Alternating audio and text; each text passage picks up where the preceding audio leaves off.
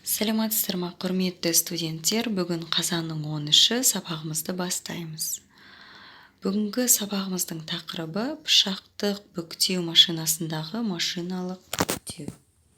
Сабағымыздың мақсаты қағазды пышақты бүктеу машинасында бүктеу туралы түсіндіру, сіздерді пышақты бүктеу машинасымен таныстыру және де ұқыптылыққа, тазалыққа үйрету. Бүктеу машиналарының жалпы екі түрі бар: пышақты және кассеталы. Кассеталы бүктеу принципіне келетін болсақ, бұл принцип бойынша парақ үстіңгі және астыңғы біліктер арқылы бүктеу кассетнасына енеді. Парақ артқы тіреуішке тіреледі де, нәтижесінде бүктеуші біліктердің айналуларының әсерінен қағаз төсемінен іліп бүктеледі. Содан соң айналып тұрған біліктер іліп әкетеді. Бүктеуші біліктер араларымен өткен кезде қатты қағазда бүгілім пайда болады. Бүгінгі сабағымыздың тақырыбына сәйкес пышақпен бүктеу принципіне ерекше тоқталамыз.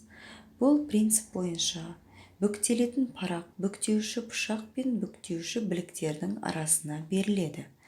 Бүктеу пышағы парақты бүктеуші біліктердің араларынан өткеннен кейін тіреуішке тіреледі де, олардың араларынан өткен кезде бүгілім пайда болады. Бізде бұл жерде бүктеуші пышақ дегеніміз, яғни ол өтпейтін пышақ. Бүгілімдердің өзара орналасуына қарай бүктеуді өзара перпендикулярлы, параллель және аралас деп бөлдік. Өзара перпендикуляр және аралас бүктеулер жиірек, ал параллель бүктеу сирек. Көбінесе буклеттер, бағдарламалар, проспектілер тағы басқаларды жасап шығарғанда қолданылады. Суретке назар аударсаңыздар, пышақты бүктеу машинасында бір-біріне қарсы айналған біліктің және өтпес пышақтың көмегімен бүктеу сызығы алынады. Яғни машиналық бүктеу процесі бұл жерде парақты жылжыту құрылғысы, бүктемелеу пышағы, қағаз тіреуші тірек және де бүктемелеуші біліктердің көмегімен жүзеге асады. Қағаз үстелдің үстімен жылжып, тірекке тіреліп тоқтайды. Сонда пышақ түсіп, екі біліктің ортасынан бүктейді. Екі білікті, мына жердегі екі білікке назар аударсаңыздар схемада, екі біліктің ортасынан өткен парақ бүктеліп шығады. Білік, яғни үшінші нөмірлі білік мықты орналасқан. Ал төртінші нөмірлі білікке назар аударсаңыздар, ол серіппемен орналасқан. Яғни серіппенің қызметі бұл жерде бүктеу сызығының дұрыс түсуін қамтамасыз етеді. Осы видеода қараңыздар, транспортер бүктеу аппаратына тікелей апара жатыр парақтарымызды. Міне мынау бүктеу аппаратында қараңыздар, ортасынан бір бүгілім сызығын жүргізіп жатыр пышақтың көмегімен. Бүктеп дайын болған буклеттерді, дәптерлерді шығарып беріп жатыр қабылдау үстеліне.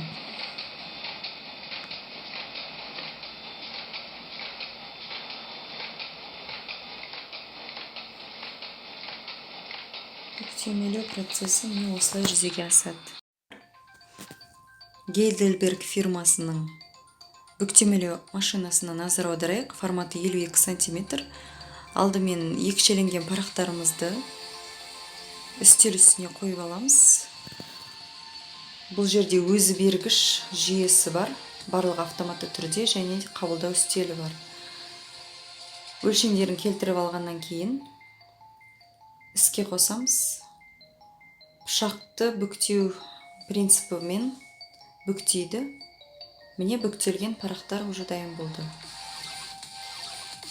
Арасына ауа кіргізу арқылы бір-біріне жабысып қалмайды. Вакуум пайдаланылады. Және транспортер жүйесі бар. Келесі бейне роликке назар аударсаңыздар,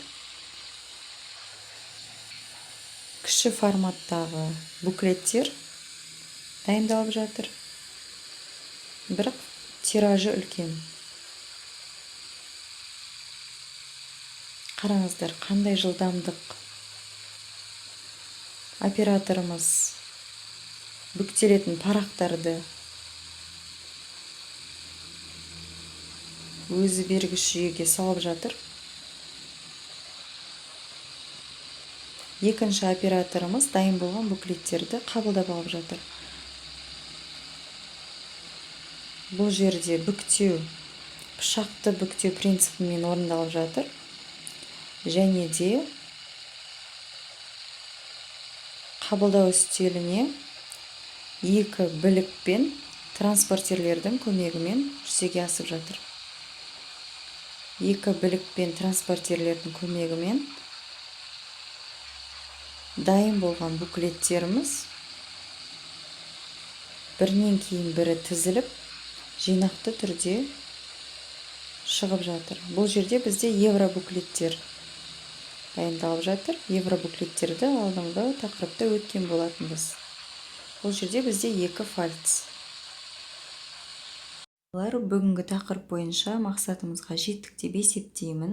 Жалпы машиналық бүктеу жайында түсінік қалыптастырдық, және де пышақты бүктеу машинасы мен оның жұмыс істеу принципімен таныстық. Енді үйге берілетін тапсырма міндетті түрде дәріс жазу, және де пышақты бүктеу машинасы туралы өздеріңіз қосымша мәлімет жинап келесіздер.